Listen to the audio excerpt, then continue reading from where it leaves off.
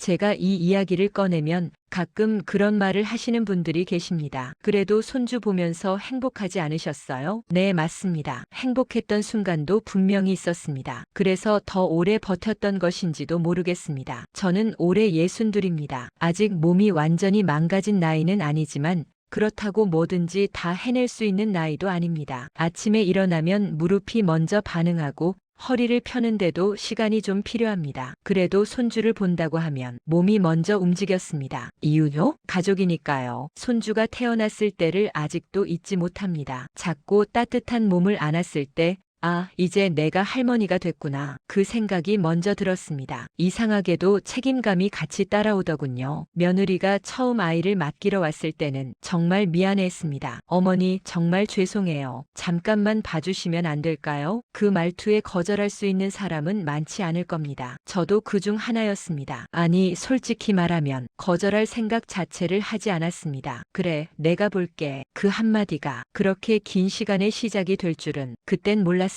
처음엔 일주일에 한두 번이었습니다. 그러다 어느새 사흘이 되고 하루가 되고 결국엔 제가 출근하듯 아이를 보게 되었습니다. 아침에 일어나 밥 먹고 버스 시간 맞추고 아이 옷 갈아입히고 기저귀 갈고 밥 먹이고 재우고 이걸 하루 이틀 하면 괜찮습니다. 그런데 이게 몇 달, 몇 년이 되니까 몸이 말을 하기 시작하더군요. 허리가 아프고 손목이 시큰거리고 무릎이 쑤셨습니다. 그래도 말하지 않았습니다. 내가 늙어서 그런 거겠지. 며느리도 힘들 텐데. 늘 그렇게 제 쪽에서 먼저 접었습니다. 돈 이야기는 아주 자연스럽게 섞여 들어왔습니다. 어머니, 기저귀 값이 좀 나와서요. 어머니, 병원비는 일단 어머니 카드로 결제할게요. 처음엔 다 돌려줄 것처럼 이야기했습니다. 하지만 시간이 지나자 그 말은 사라졌습니다. 대신 이런 말이 들리기 시작했습니다. 어머니가 먼저 해주시면 편하잖아요. 그 말이 참 묘했습니다. 부탁도 아니고 당연한 것도 아닌데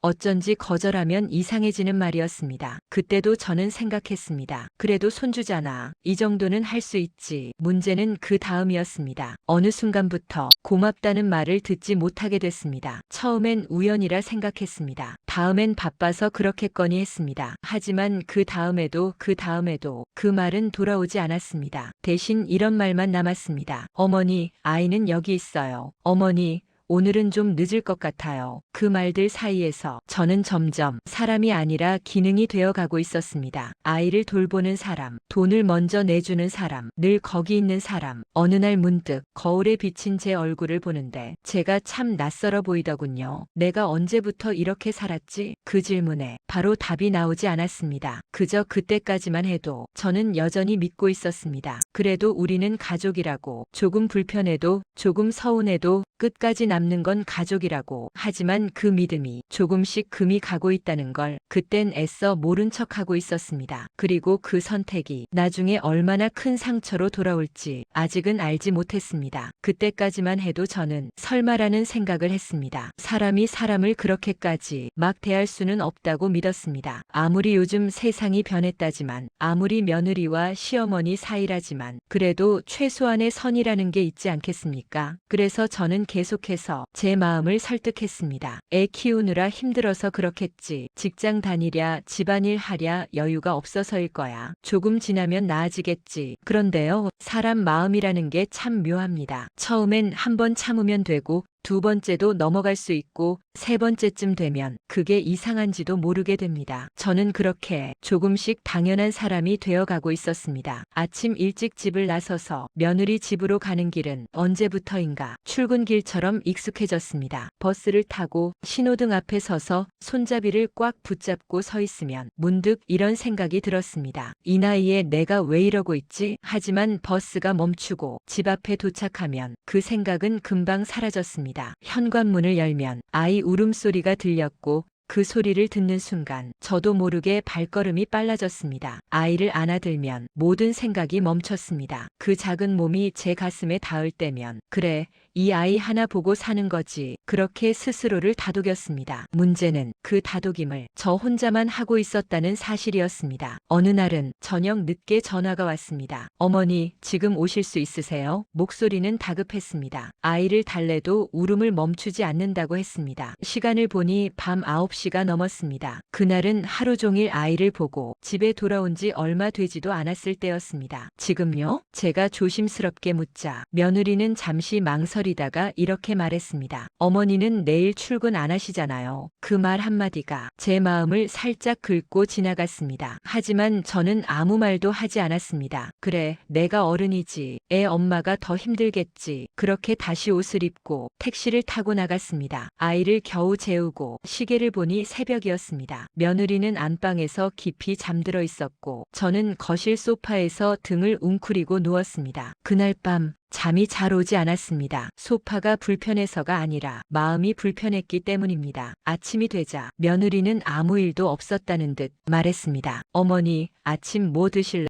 그 말이 왜 그렇게 서운했는지 지금도 잘 모르겠습니다. 고맙다는 말 대신 당연하다는 말처럼 들렸기 때문일지도 모르겠습니다. 그날 이후로 부탁과 요구의 경계가 점점 흐려졌습니다. 어머니, 이것도 좀 해주세요. 어머니, 김치는 다 떨어졌어요. 어머니, 아이 옷은 이런 스타일 말고요. 말투는 늘 부드러웠지만 그 안에는 선택지가 없었습니다. 제가 할 거라고 이미 정해놓은 말들이었습니다. 한 번은 제가 조심스럽게 말한 적이 있습니다. 이제 어린이집도 알아보면 어떠니? 그때 며느리는 웃으면서 말했습니다. 어머니가 봐주시는데 굳이 돈 들여서 보낼 필요 있나요? 그 말이 참 묘했습니다. 저를 생각해주는 말 같기도 했고 동시에 제 시간을 아예 계산해서 빼버린 말 같기도 했습니다. 그날 집에 돌아오는 길에 저는 혼자 중얼거렸습니다. 내 시간은 공짜인가? 그 질문에 아무도 답해주지 않았습니다. 결정적으로 마음이 무너진 날은 아주 사소한 날이었습니다. 제가 아이를 재우고 잠깐 부엌에서 물을 마시고 있는데 며느리가 친구와 통화하는 소리가 들렸습니다. 아니야, 우리 시어머니가 봐주셔. 공짜로. 그 말이 너무 아무렇지도 않게 흘러나왔습니다. 마치 자랑처럼 당연한 사실처럼 저는 냉장고 문을 잡은 채 그 자리에 멈춰 섰습니다. 가슴이 철렁 내려앉았지만 그 자리에서 나오지 못했습니다. 못 들은 척하고 싶었습니다. 그날 집에 돌아와 한참을 앉아 있었습니다. 울지도 못했고 화를 내지도 못했습니다. 그저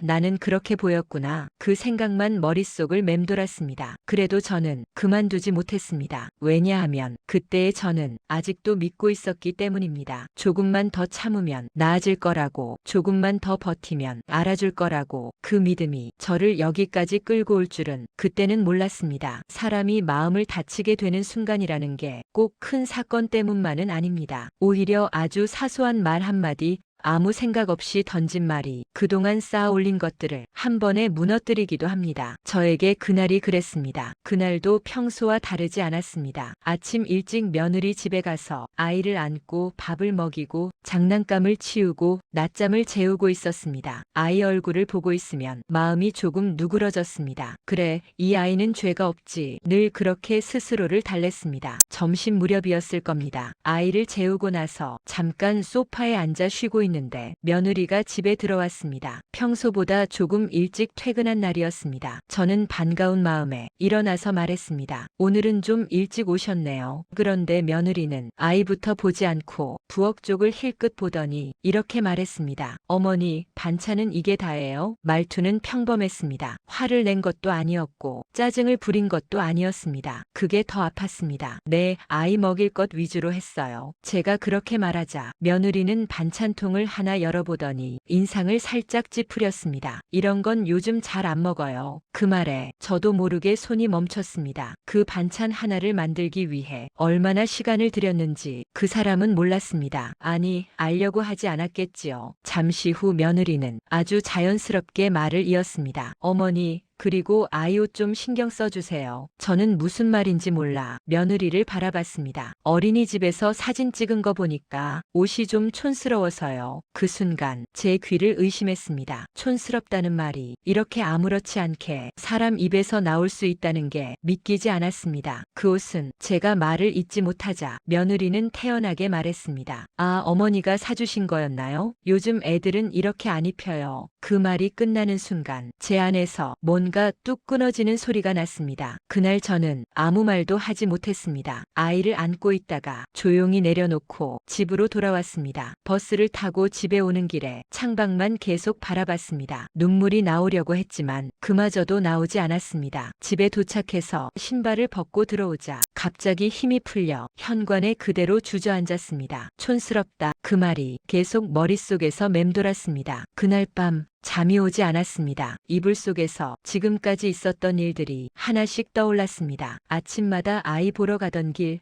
아프다고 말하지 못했던 날들, 돈 이야기를 꺼내지 못했던 순간들, 고맙다는 말을 점점 듣지 못하게 되었던 기억들, 그 모든 장면이 한 줄로 이어졌습니다. 그리고 그 줄 끝에 그 말이 있었습니다. 공짜로 봐주셔. 며칠 뒤 결정적인 일이 하나 더 있었습니다. 그날은 명절을 앞둔 날이었습니다. 저는 며느리에게 전화를 걸어 조심스럽게 물었습니다. 이번 명절에는 언제 올 거니? 잠시 침묵이 흐른 뒤 며느리는 말했습니다. 어머니, 이번엔 친정 가기로 했어요. 저는 놀라서 다시 물었습니다. 그런 얘기는 처음 듣는데? 그러자 며느리는 아주 차분한 목소리로 말했습니다. 요즘 시대에 며느리가 꼭 시댁 명절 가야 하나요? 각자의 삶이 소중한 거잖아요. 그 말은 어디서 많이 들어본 말 같았습니다. 맞는 말일 수도 있었습니다. 그런데요, 이상하게도 그 말이 제 귀에는 이렇게 들렸습니다. 당신 삶은 중요하지 않다. 그날 명절상은 결국 제가 혼자 차렸습니다. 사람들 앞에서는 며느리가 몸이 안 좋다고 둘러댔습니다. 창피해서가 아니라 더 이상 설명할 힘이 없었기 때문입니다. 그리고 그날 밤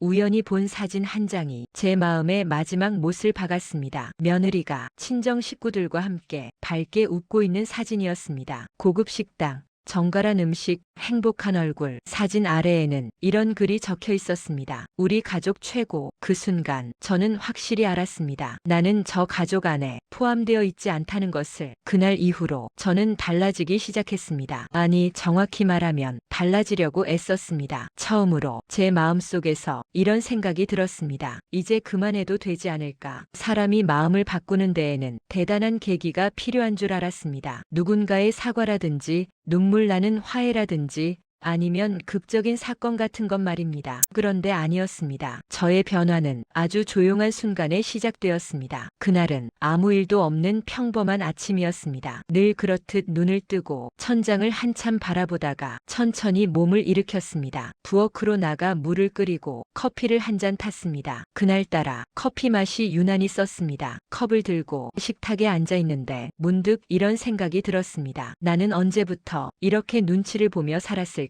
누가 시킨 것도 아니고 강요한 것도 아닌데 저는 늘 먼저 참고 먼저 이해하고 먼저 양보했습니다. 며느리니까 그럴 수 있지. 요즘 세대는 다 그래. 내가 어른이잖아. 그 말들을 제 스스로에게 수없이 되뇌었습니다. 그런데 그날은 그 말들이 이상하게도 하나도 위로가 되지 않았습니다. 며칠 뒤 오랜만에 친구에게서 전화가 왔습니다. 젊었을 때부터 속 얘기를 나누던 사람이었습니다. 요즘 얼굴 좀 봐. 목소리가 왜 이렇게 힘이 없어. 그 한마디에 저도 모르게 숨이 턱 막혔습니다. 우리는 근처 카페에서 마주 앉았습니다. 친구는 제 얼굴을 보더니 말없이 커피부터 주문했습니다. 한참을 말없이 앉아있다가 제가 조용히 말문을 열었습니다. 나 요즘 좀 힘들어. 그 말이 나오자 그동안 꾹 눌러두었던 것들이 조금씩 흘러나오기 시작했습니다. 아이 이야기, 며느리 이야기, 명절 이야기, 그리고 그 말, 촌스럽다, 공짜로 봐주셔. 친구는 중간에 끼어들지 않고 끝까지 들었습니다. 그리고 한참 뒤 아주 담담하게 말했습니다. 너 너무 착하게만 살았어. 그 말이 왜 그렇게 가슴에 박혔는지 지금도 잘 모르겠습니다. 착한 게 아니라 스스로를 너무 낮춘 거야. 그건 희생이 아니라 방치야. 그날 집에 돌아오는 길에 친구의 말이 계속 머릿속을 맴돌았습니다. 방치. 집에 도착해 혼자 앉아 있는데 문득 남편 생각이 났습니다. 남편은 늘 말했습니다. 당신이 좀 참아. 괜히 말 꺼내서 관계 틀어지게 하지 말고. 그 말이 가족을 위한 말이라고 믿어왔습니다. 그런데 이제 와서 생각해보니 그 말은 아무도 책임지지 않겠다는 말처럼 들렸습니다. 며칠 후 아들이 집에 들렀습니다. 아이 얼굴을 보러 온다는 핑계였지만 저는 왠지 할 말이 있다는 걸 느낄 수 있었습니다. 엄마 요즘 왜 아이 보러 잘 안 와? 아들은 아무렇지 않게 물었습니다. 저는 잠시 말을 고르다가 천천히 대답했습니다. 엄마도 요즘 좀 쉬고 싶어서. 아들은 조금 당황한 표정을 지었습니다. 무슨 일 있어? 그 질문 앞에서 저는 잠시 망설였습니다. 그동안 아들에게까지 말하지 않으려고 애썼던 것들이 목까지 올라왔습니다. 하지만 그날은 다르게 하고 싶었습니다. 상처받는 일이 있었어. 그 말에 아들은 고개를 들었습니다. 제가 자세히 설명하지 않았는데도 아들은 어느 정도 짐작한 듯 했습니다. 아내가 뭐라고 했어? 그 순간 저는 처음으로 며느리를 감싸지 않았습니다. 대신 제 마음을 이야기했습니다. 말이 사람을 얼마나 아프게 하는지 그 아이는 잘 모르는 것 같아. 엄마가 그동안 너희를 위해서 얼마나 애썼는지도. 아들은 말없이 고개를 숙였습니다. 그리고 잠시 후 이렇게 말했습니다. 엄마, 그동안 고마웠어. 그 한마디에 눈물이 났습니다. 사실 그 말 하나면 충분했을지도 모릅니다. 그날 이후로 저는 조금씩 제 삶의 중심을 다시 제 쪽으로 돌리기 시작했습니다. 아이를 보러 가는 날을 줄였습니다. 무리해서 반찬을 만들지 않았고 돈 이야기를 먼저 꺼내지도 않았습니다. 처음에는 마음이 불편했습니다. 이래도 되나? 내가 너무 이기적인가? 그런 생각이 들었습니다. 그런데 며칠이 지나자 이상하게도 숨이 조금 편해졌습니다. 그러던 어느 날 서류 한 통을 꺼내보게 되었습니다. 오래전부터 서랍 깊숙이 넣어두었던 재산 관련 서류였습니다. 그동안 단 한 번도 이 서류를 진지하게 들여다본 적이 없었습니다. 어차피 다 자식 거지 그렇게 생각했기 때문입니다. 그런데 그날은 다르게 보였습니다. 이건 내가 평생 모은 거구나. 그 순간 머릿속에 스쳐 지나간 생각이 있었습니다. 나는 왜 항상 마지막 순서였을까? 그날 밤 저는 오랫동안 잠들지 못했습니다. 그리고 아주 오랜만에 이런 결심을 했습니다. 이번에는 내가 나를 지켜보자. 아직 무엇을 어떻게 할지는 정하지 않았습니다. 하지만 확실한 건 하나였습니다. 더 이상 당연하게 희생하지 않겠다는 것, 말없이 무너지지 않겠다는 것. 사막의 끝에서 저는 드디어 제 편에 서 있었습니다. 그리고 이 선택이 얼마나 큰 파장을 불러올지 그때는 아직 알지 못했습니다. 유산 이야기를 그렇게 꺼내게 될 줄은 저도 몰랐습니다. 원래 계획은 없었습니다. 싸울 생각도 상처를 주려는 마음도 없었습니다. 다만 이제는 분명히 짚고 넘어가야겠다고 느꼈을 뿐입니다. 그날은 가족이 모두 모인 자리였습니다. 특별한 날은 아니었고 그렇다고 가벼운 자리도 아니었습니다. 식탁 위에는 늘 먹던 반찬들이 올라와 있었고 사람들 얼굴도 평소와 다르지 않았습니다. 그 평범함 속에서 제가 조심스럽게 입을 열었습니다. 오늘은 조금 중요한 이야기를 해볼까 합니다. 순간 공기가 살짝 멈췄습니다. 아들은 젓가락을 내려놓았고 며느리는 무슨 얘기냐는 듯 저를 바라봤습니다. 별건 아니고요. 앞으로의 일들 정리해둘 건 정리해두려고요. 그 말에 며느리의 표정이 아주 미세하게 달라지는 걸 저는 놓치지 않았습니다. 어머니, 무슨 말씀이세요? 그 목소리는 부드러웠지만 그 안에 담긴 긴장은 분명했습니다. 저는 잠시 숨을 고르고 천천히 말했습니다. 나도 이제 나이가 있고 혹시 모를 일에 대비해서 재산 정리를 조금 해두려고 해요. 유산 문제도 미리 정리해두는 게 서로 편하잖아요. 그 말이 끝나자 식탁 위는 완전히 조용해졌습니다. 아들은 당황한 표정이었고 남편은 불편한 듯 고개를 돌렸습니다. 그리고 며느리는 한 박자 늦게 웃음을 지었습니다. 아이고 어머니, 그런 말씀은 너무 이르세요. 아직 건강하시잖아요. 겉으로는 걱정하는 말처럼 들렸지만 이상하게도 그 말이 저를 안심시키지 못했습니다. 그래서 한 발 더 나갔습니다. 그래도 미리 정해두는 게 좋을 것 같아서요. 그동안 제가 아이도 많이 받고 도와준 것도 많으니까 그 부분도 정리하고 싶어요. 그 순간 며느리의 얼굴이 굳어졌습니다. 어머니, 며느리는 잠시 말을 멈췄다가 조심스러운 척 이렇게 말했습니다. 그건 당연한 거 아닌가요? 부모님 재산은 결국 자식한테 가는 거고. 그 말이 끝나기도 전에 저는 느꼈습니다. 아, 이 사람은 이미 계산을 끝냈구나. 제가 차분히 말했습니다. 그동안 도와준 게 당연하다고 생각하신다면 그건 좀 서운하네요. 그러자 며느리는 숨을 한 번 크게 쉬더니 말투를 바꿨습니다. 어머니,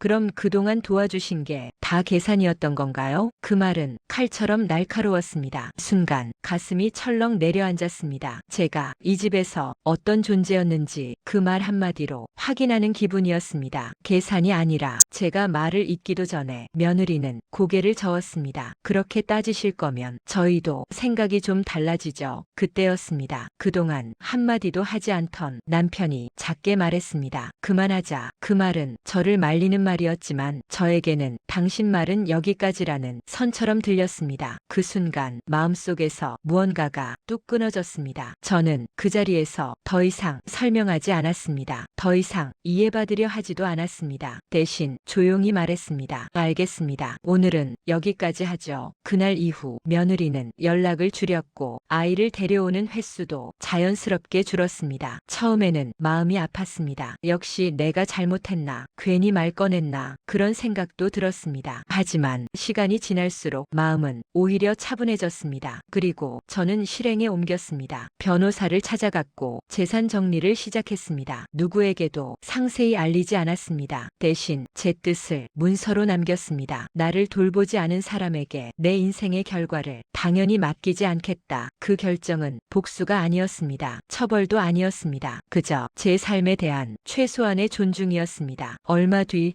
아들이 찾아왔습니다. 표정이 무거웠습니다. 엄마, 혹시 유산 정리 이미 하신 거야? 저는 고개를 끄덕였습니다. 응. 아들은 잠시 말을 잃더니 조심스럽게 물었습니다. 왜? 우리한테 말도 안 하고. 그 질문에 저는 차분히 대답했습니다. 그동안 내 얘기를 들어준 적이 있었니? 아들은 아무 말도 하지 못했습니다. 며느리는 끝내 사과하지 않았습니다. 하지만 그 이후로 저를 대하는 태도는 확실히 달라졌습니다. 이제는 부탁도 요구도 조심스러워졌습니다. 저는 그 변화를 보며 씁쓸하면서도 분명히 느꼈습니다. 존중은 참고 얻는 게 아니라 경계를 세워야 생긴다는 것을. 이 이야기를 지금 듣고 계신 분들께 말씀드리고 싶습니다. 부모라고 해서 늘 참아야 할 이유는 없습니다. 어른이라고 해서 늘 양보해야 할 의무도 없습니다. 사랑은 희생 위에만 서 있지 않습니다. 존중이 함께 있을 때 비로소 가족이 됩니다. 저는 이제 누군가의 ATM이 아니라 제 인생의 주인으로 살고 있습니다. 그게 이 이야기의 진짜 결말입니다.